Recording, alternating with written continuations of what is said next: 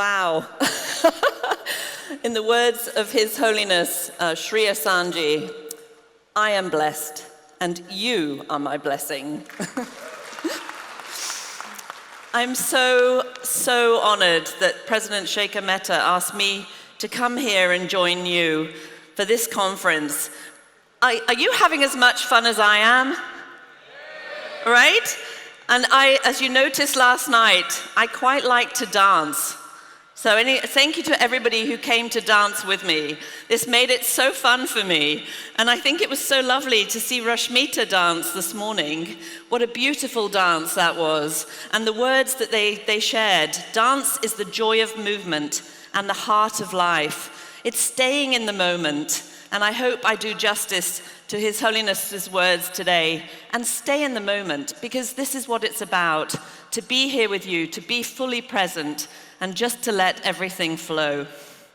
What you have done and achieved in this district and are still achieving has absolutely blown me away. I think you are very fortunate to have DG Sridhar. Can we hear it for your DG, please? You're an extraordinary man, a fantastic leader, and I can see your heart in everything you do, so thank you so much. And I think you had a good mentor in Venki too, and many other mentors around, so really wonderful. I would like to share some time with you today talking about the action plan. If I walk around, you can still see it everywhere, right? So it's not a problem where I am. As you heard, I was privileged to serve on Rotary International Strategic Planning Committee for 3 years, and I love the fact you're a change maker governors and the change maker presidents and change makers for this year, because that is a big part of who I am.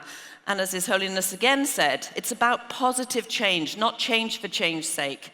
So let's make sure we're talking about that. I have a real passion to make sure that we have a vibrant future. We've been around for 117 years, and we have so much of a legacy to be so proud of, these wonderful values that we all share, and this common bond to be people of action in service above self. But we do have to make sure that we build on the shoulders of those who've come before us, and make sure that we go forward and build forward. I'm very proud to say that the action plan, just hold on for a minute because I'm going to catch up with the vision statement. The action plan, we actually surveyed over 1 million people, and there were lots of opinions. We had over so many countries. We didn't just sit in a room and come up with it ourselves. So we listened, and I think that's so key. When we're leaders in Rotary, we have to listen. We have to listen to the passion of those around us and harness that passion and be as inclusive as possible for all those who want to contribute, regardless of age, regardless of sex, regardless of gender, regardless of anything else. If they want to lead, they can be leaders by mindset. That's what I believe. So it's so important. And of course, we are people of action, hence the name Action Plan. So the vision. I've got to stop doing this because I remember telling the guys at the back, if I do this, it's the next slide. So now I need to be careful. I'll make sure I make it obvious. So I love this vision. Have you seen this before? Together, we see a world where people unite and take action to create lasting change across the globe, in our communities, and in ourselves. And that is the transformational piece, right? How many people feel like Rotary has been a gift in their life? I think Rotary is the gift that just keeps giving. And I would like to share some of that with you today, how Rotary has been a gift in my life. I'll get back to more of that later. So let's look forward. Our world needs us now more than ever. And the COVID has shown us just how interconnected we are. We are all better together. So the United Nations, we're very, very affiliated with the United Nations. It's no coincidence that our areas of focus are very similar and built on the Sustainable Development Goals of the United Nations. The United Nations have a phrase, build back better. But actually, I would like to talk to you today that we need to build forward better. We need to make sure we're forward focused and we have another century of vibrant service. These are our 4 priorities. These were revealed in 2018. And what's wonderful about these key priorities, even though they were built for Rotary International as a whole, is they're very adaptable. They're adaptable to your zone, they're adaptable to your district, and they're adaptable to all of your clubs. So we need to ask, how can we increase our impact? How can you expand our reach? How can we enhance engagement? And how can we increase our ability to adapt? It's owning that responsibility personally. It's not somebody else's job. It's all of our jobs as Rotarians to make sure that we are doing this. So these priorities really work as a roadmap. Whether we're Rotary or Rotaract, it doesn't matter. Whoever your club is, you are of equal part of the Rotary world, an equal part of the Rotary family. And we need to make sure that we are all aligned, that we're all rowing in the same direction, because then we will have a greater impact and the world will see us as more relevant in this ever-changing pace of the world that we need to keep pace with. So these are the 4 priorities. So let's move now. We have made great progress. So this plan, as I said, came out in 2018. And we've made some great progress on increasing our ability to adapt. And I want to make sure that we understand this is a living plan. In corporate life, so often, we write a strategic plan and then we put it on the shelf. Has that ever happened in your world? No, this is not going to be put on the shelf. This is going to be a living plan because you are going to make sure it's kept alive. So we need look no further than the actual wonderful success of polio and everything that we've been doing to enhance this world. This is such an amazing achievement. And it's these success stories that inspire everyone else because they touch us at the heart. There's a wonderful speaker called Simon Sinek. He says, people don't buy what you do, they buy why you do it. It's that emotional connection that makes people join us. So let's look at some of these success stories. Eradicating polio. Sorry, if you go back to this one more. Thank you. So eradicating polio. This has been enormous, and I already shared yesterday. I had the privilege of being right here in India when you were celebrating being 3 years polio-free. And that's fantastic. So that's already behind us, but we haven't finished the job yet. We do need to keep going, and we need to leverage that infrastructure. That is an enormous infrastructure. It's probably the largest partnership in the world. Rotary, the World Health Organization, and the Center for Disease Control. It's an incredible achievement. I'll never forget how amazing it was to watch this country immunize so many children in just one weekend. It blew me away. But we need to build on that, and we have done, because DG Sridhar was telling us how much you've done for the COVID response. Incredible, that same infrastructure. It worked in Ebola as well in Africa. So we're building on leveraging that, and that's an amazing achievement. There was over 51 million in disaster response grants and an additional 39 million in COVID response grants coming from the foundation, our foundation. That's what we do. That's the engine that fuels the work that we do and amplifies the money we raise. Going from local to global to bigger impact. And the fact you're measuring that, I think, is such a wonderful way to lead the world again. Rather than just talk about what we input, what is the output. What is the impact? How many lives are being changed? That's been very prevalent, because that's what President Shekhar says. We're here to serve to change lives. So, projects of scale. This was another one. This is the next step. In Zambia, they are doing a project of scale to eradicate malaria. So this is another major initiative. And everyone asks, what's after polio? Well, we won't have a what's after polio until we've finished polio. But having malaria eradicated, imagine how good it feels to sink a well and bring fresh water. Imagine if we one day can celebrate the world will be free from polio and free from malaria. What incredible. And then, of course, in your country, let's move to your basic education and literacy. This is incredible, the way you are all working together. The more it's like an orchestra, right? When you come to the beginning of a concert and everybody's in the concert in the pit and all the instruments are warming up, there's a lot of noise because everyone's playing a different instrument and playing a different notes. But when everyone plays to the same tune, it's a beautiful harmony is created. That's what happens when we work together. And I see that's what you've done in your basic education and literacy. So Please clap yourselves, because that is a hell of an achievement, how many people you are touching in your literacy program. And it's sharing those stories that touch the minds of others. Expanding our reach. You know, when Paul Harris started Rotary, I was lucky to be in the birthplace district in Chicago. When he started Rotary in 1905, he didn't start to create a public toilet in Chicago. Did you all know that was the first project? That's not why he started Rotary. He started Rotary because he was lonely. And he was a bit of a traveler, and he wanted to hang out with people with similar values to himself. And that's why he created our wonderful core values and come together and build a network of people who wanted to give service as well. So that's the fundamental basis.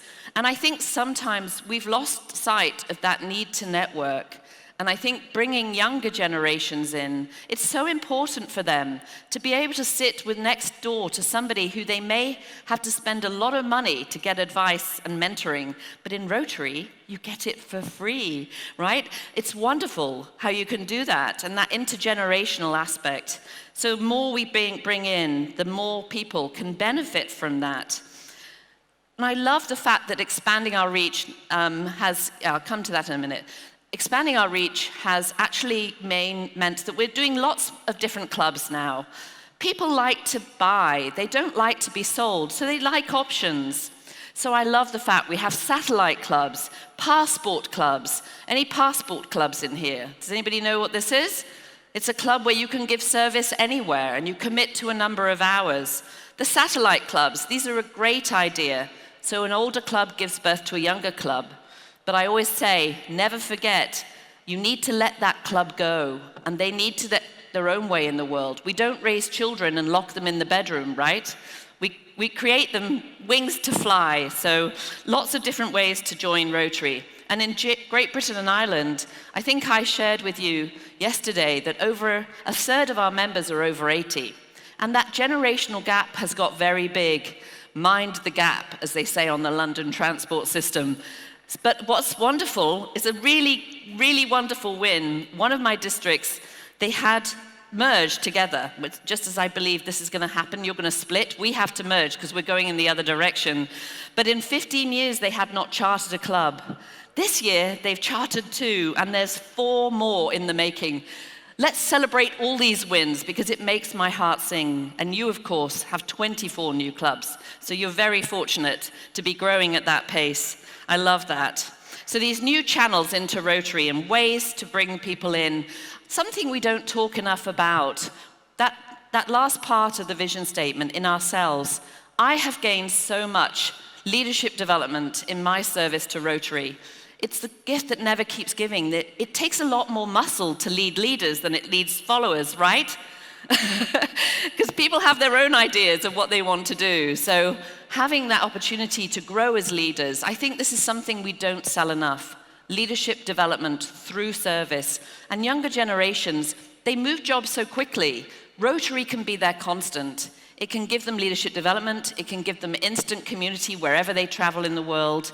And it always will be an opportunity for them to give more than they could ever give in their own right. Diversity, equity, and inclusion.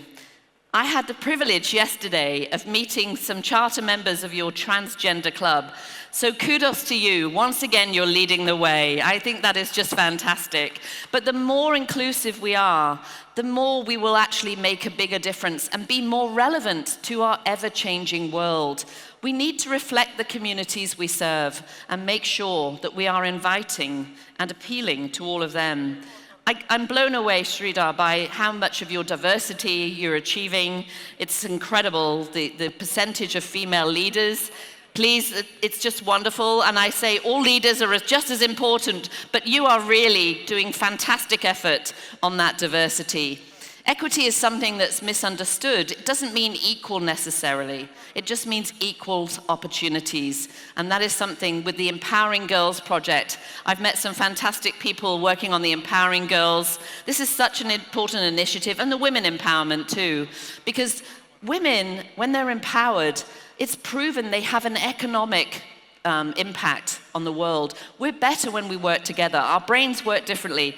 And again, if we can bring everyone together, it will have an impact on the economy, and then it will provide more opportunity to do better in the world, do even more good. So there's good reasons for doing that. Leadership casts a shadow, of course, so we need to walk our talk. And I was really taken aback that I met Reka on the first day here on Thursday evening. And so far, despite all of these women in your district, she's the only district governor. So can I just ask, are there any female presidents out there or assistant governors who would like to be the next female district governor in this district? Please raise your hand. I'm going to see a few. Okay, don't be shy. Step forward. You won't regret it, I promise you. It's an incredible gift. When you step forward and take a risk, and it builds your confidence. It's a wonderful opportunity. And of course, elevating Rotaract. I love the fact that Sridhar has many Rotaractors on his district committees, because you are just as important. There are people of Rotaract age who are leading global organizations. They're not less than.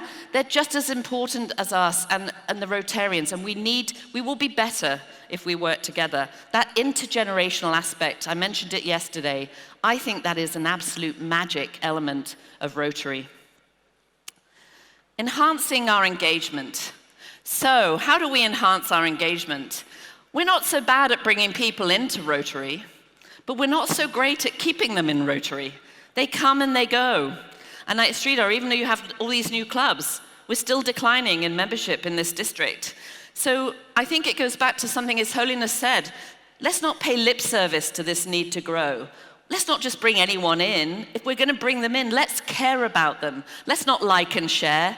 Let's love and care. I loved that. I loved that. I'm going to use that. I think let's make sure that we know they care. They know we care about them. Let's ask them why they joined.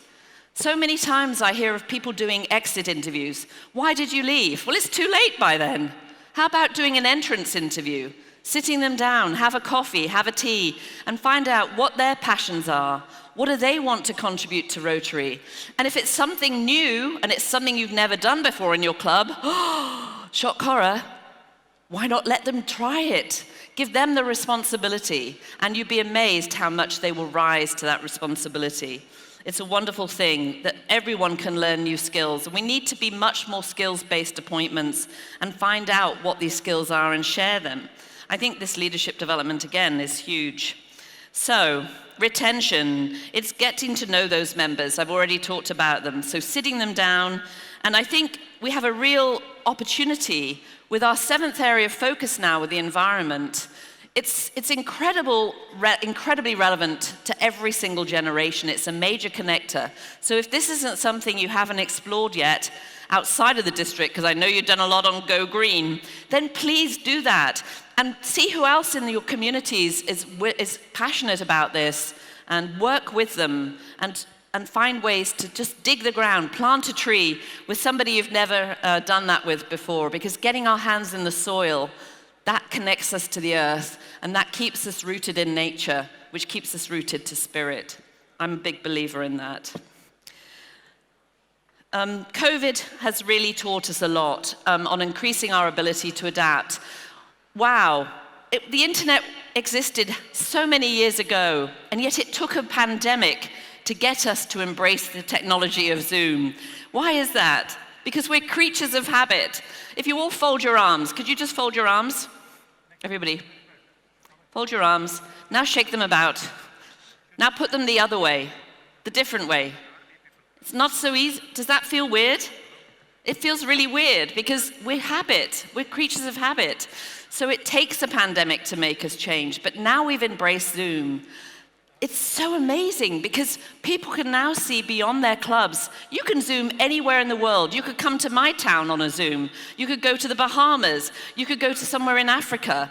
Any time of the day, there is a Rotary Club meeting somewhere else in the world, and you don't even have to leave your living room.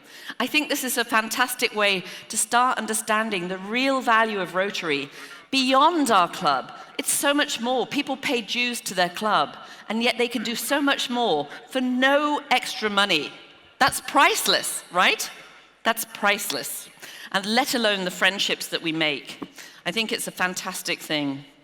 So, even our IA went online, our International Assembly, and we had our first hybrid Council on Legislation. We are making huge strides. We need to embrace this technology where it works, but it will never replace an in-person meeting, right? How wonderful is it to come together in person and to build team and feel connected to each other? So it's what my favorite phrase is, yes and, not either or. Let's do yes and. I really think the COVID pandemic has accelerated change and the way that Rotary is embracing change. In my opinion, we've achieved more in these 2 years than we would have done in 10 if it hadn't been for the pandemic. So let's keep up that momentum. And I ask you to make sure that you contribute and keep doing that and make sure that we're around for many more years. We're all working hard to find ways to better serve our clubs, better serve our members. We need to respond faster, more effectively, and question what we do. Why do we do it? It all comes back to that why. People buy what you don't buy what you do.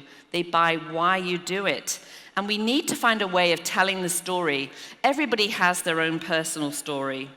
Paul Harris said, so that was our call to action, but in the words of our founder, Paul Harris himself, whatever Rotary may mean to you, to us, to the world, it will be measured by the results it achieves.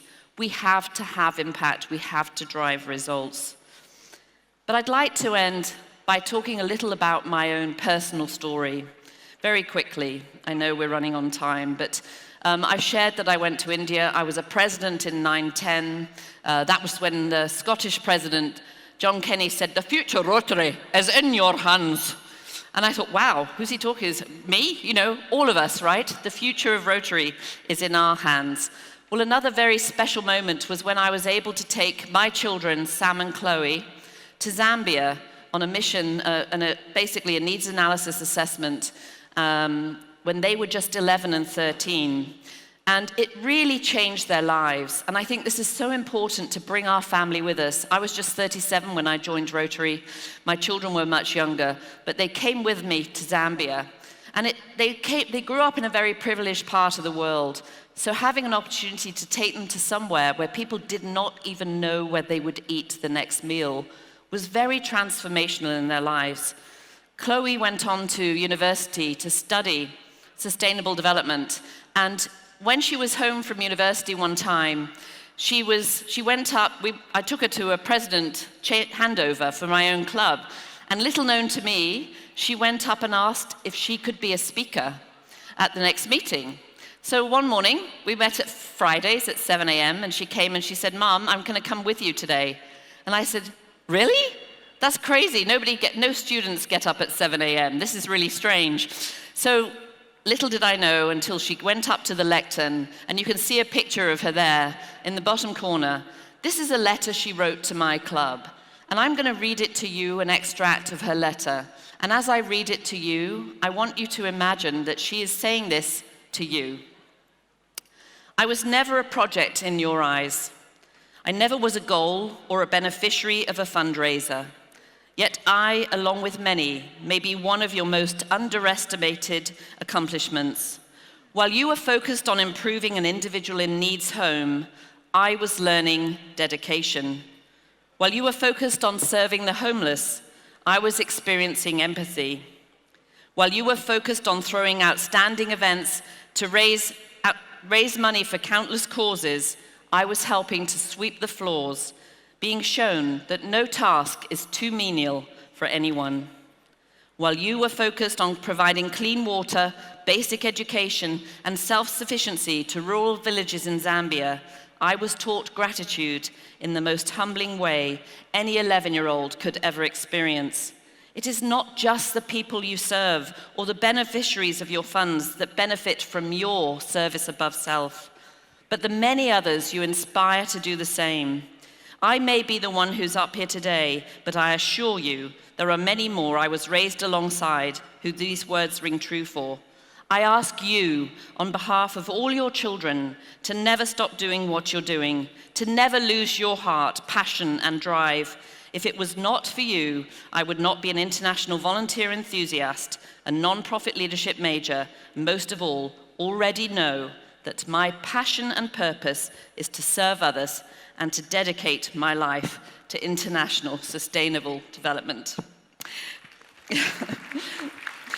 It's emotional to read that, because to see my daughter saying that to the club that had raised her, I can't express to you the pride. And she's gone on to hold those words true. She travels the world. She's worked in refugee camps in Africa. She's spent a month with the Masai Mara tribes. It's amazing. Yeah, so very proud mum right here. So Rotary truly is the gift that keeps giving. And my last question to all of you is, who have you given that gift to? Thank you. A big round of applause for RI representative Rtn Nicki Scott. I now request DGND Rtn Saravanan to please come forward for the expression of gratitude. DGND Rtn Saravanan, please.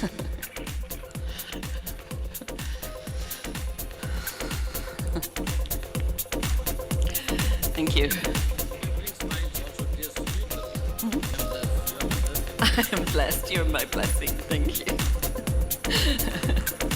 Thank you. A big round of applause, please. That can be louder and much more warmer. We're having a lovely day this morning. Wonderful Saturday, power-packed speakers. We are truly blessed to have RI Director and incoming RI Vice President Nicki Scott as Rotary International President's representative for Synergy 2022. We also have to thank our RI Director, Venki, who has influence in bringing Nicki Scott to our district conference. Nicki, it was a wonderful presentation, sharing us the plans and future of Rotary. Future of Rotary is in our hands. Thank you very much for a wonderful morning. God bless. I am blessed, you are my blessing.